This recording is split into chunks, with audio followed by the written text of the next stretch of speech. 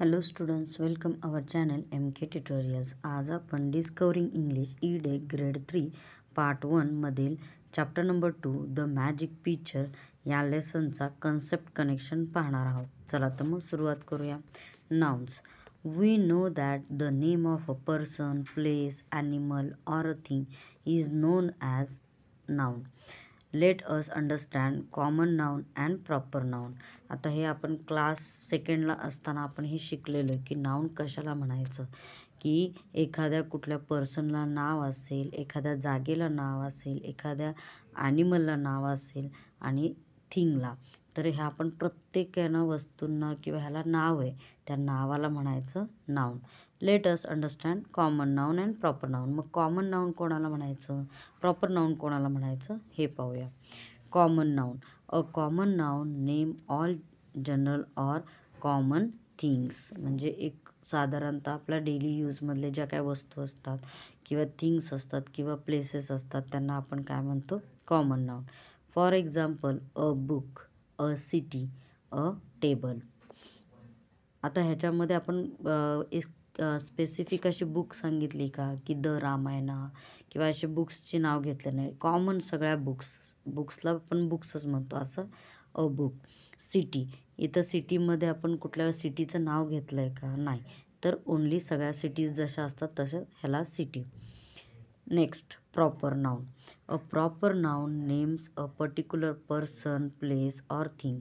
Same नाउनचा हा second type आहे. काय तर प्रॉपर नाउन कशाला म्हणायचं, की एखाद्या पर्सनला, प्लेसला आणि एखाद्या थिंग्सला पर्टिक्युलर नाव आहे त्याला म्हणायचं proper noun. Amit, Delhi, Diwali and the Ramayana.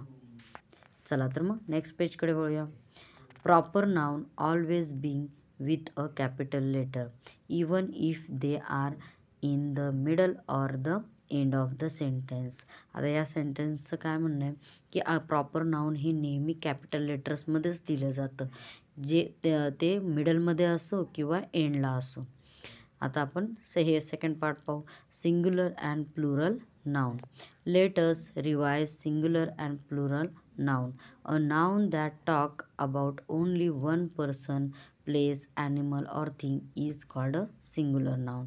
जेव्हा आपण एका वस्तूबद्दल किंवा एका पर्सनबद्दल किंवा एका ॲनिमलबद्दल किंवा एका थिंग्सबद्दल जर बोलत असो तर त्याला आपल्याला काय म्हणायचं आहे, त्या नाउनला सिंग्युलर नाउन म्हणायचं आहे. For example an apple is kept in the basket. Second the cow is eating grass. म्हणजे एक गाई आहे ना काय खाते, चारा खाते आणि त्या बास्केटमध्ये किती ॲपल आहे, तर एक ॲपल आहे. Third one the duck is swimming in the pond. एक डक काय स्विमिंगमध्ये पॉन्डमध्ये स्विम करतोय. म्हणजे हे सगळ्या वस्तू किती झाल्या, एकच झाल्या, म्हणून ह्याला काय म्हणायचं, singular noun. A noun that talks about more than one person, place, animal or things is called a plural noun. Singular नाउनच्या बरोबर अपोजिट काय असणार आहे, plural noun.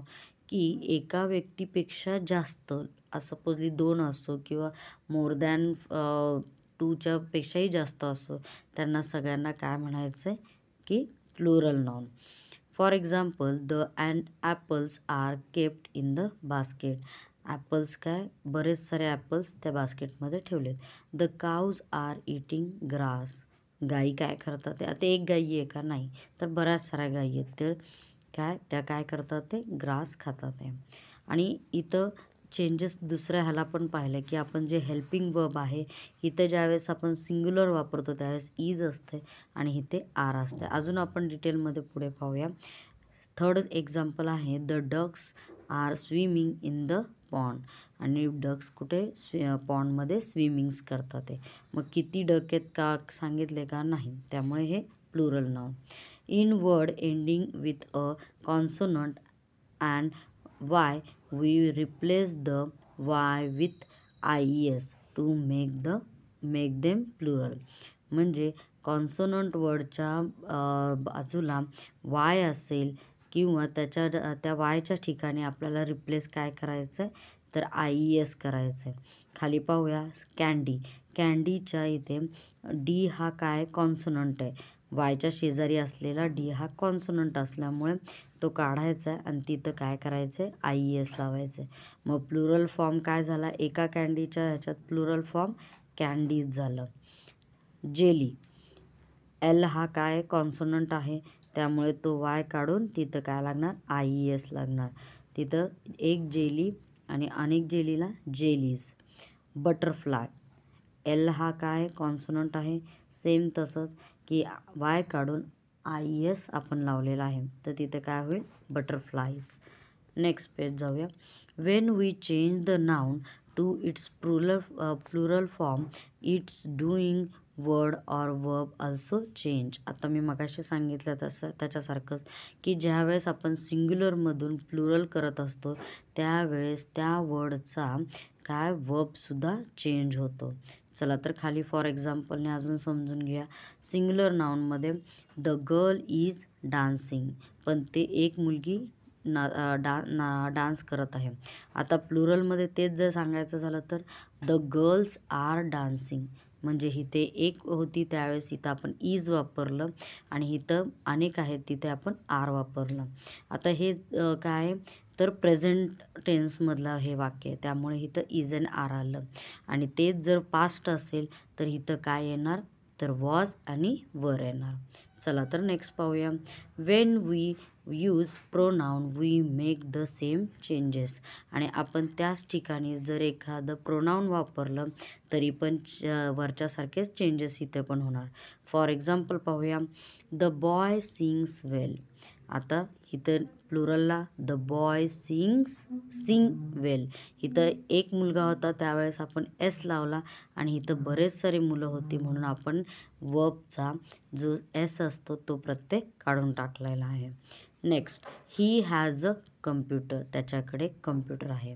They have computers, इथं पण तसंच केलं आहे. काय तर कम्प्युटर्स लावलं, इथं एक आहे म्हणून त्याच्याकडे एस प्रत्यय नाही लावलेला. चला तर आता त्यात पण काय इनरेग्युलर प्लुरल्स आहेत. कुठले कुठले पाहूया. Some nouns do not follow any rules to form their plural noun, such noun are called irregular plurals. For example, man, एका माणसाला आपण मॅन म्हणतो, पण दोन किंवा त्याच्याही पेक्षा जास्त असतील तर त्याला काय म्हणायचं, men. Next, woman, women. Tooth, teeth. Mouse, mice. Foot, feet. Child, children. Next पेजकडे वळूया. Some noun however are the same in the singular and plural noun. आणि काही नाउन असे की ते सिंग्युलरमध्ये पण तेच राहतात आणि प्लुरलला पण तेच राहतात, त्याच्यात no any changes. For example, ship, ship. Aircraft, aircraft. Manners, manners. News, news. Deer, deer. I hope students तुम्हाला हा आहे ना कन्सेप्ट कनेक्शन कळाला असेल. थँक्यू.